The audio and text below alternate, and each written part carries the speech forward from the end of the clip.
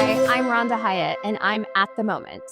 I think this year is all going to be about how we take those intersections of technology together and start to see how it can progress the human race forward. All right, I started out bright-eyed and bushy-tailed within getting a marketing degree because I wanted to travel the world and really understand more about global culture and really understand how other people lived. Understanding growing up in the Midwest, sometimes it's not as diverse, and I wanted to see what was out there. So I got a degree in marketing. I went to the client side for a few minutes after I got that degree and decided that wasn't quite for me. So I did my MBA in international business, and then I went into the agency world. I started at Interbrand, and I was there for about 8 years. I had a great time. I started in the data and analytics group. I grew through strategy and was leading that entire group when I left. And then I jumped over to Clear, which is part of M&C Saatchi. I've been here for 12 and a half years now, so quite a while.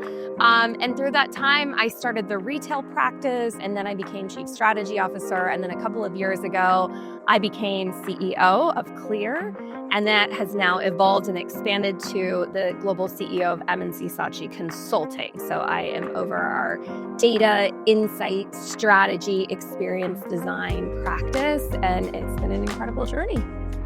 The industry is really not focusing enough on the humans because we're spending a lot of time talking about technology. We're spending a lot of time talking about whiz-bang cool features. We're spending a lot of times droning into our phones and finding ways to produce content to drone into our phones. But 70% of transformation fails because it doesn't get adopted. And I think we're sort of missing that link and really making sure we're drawing the line through from the technology to what humans really want and making sure we're doing it in the most responsible way, but also making some decisions that are gonna set us up for future generation. I've got a 13-year-old and I'm very worried about how much time she spends in her technology and on her phone. And I really wanna make sure that I'm being part of the solution for that next generation. I am personally not a huge sports fan, so I'm not watching the Super Bowl for the sports, but I'm there for the snacks, I'm there for the ads, and sometimes there for the halftime show if there's something fun and spicy with it.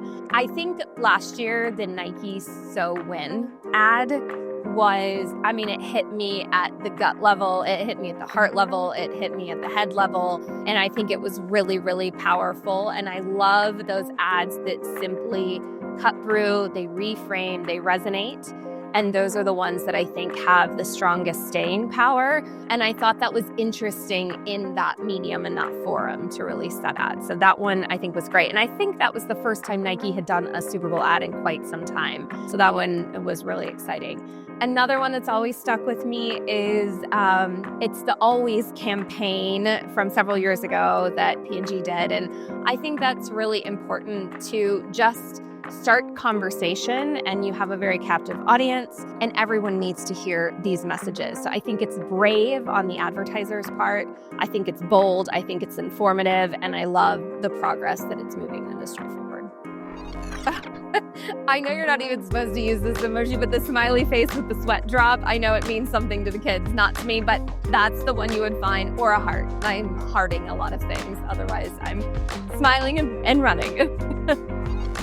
Entertainment and content, I would have to choose between Instagram or Netflix.